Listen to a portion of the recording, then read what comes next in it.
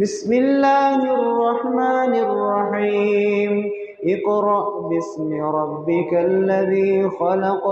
خلق الإنسان من علق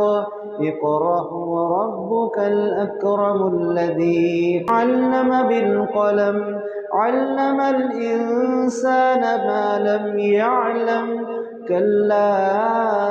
إن الإنسان ليطغى أن رآه استغنى إن إلى ربك الرجعى أرأيت الذي ينهى عبدا إذا صلى أرأيت إن كان على الهدى أو أمر بالتقوى أرأيت إن كذب وتولى ألم يعلم بأن الله يرى كلا لئن لم ينته لنسفعا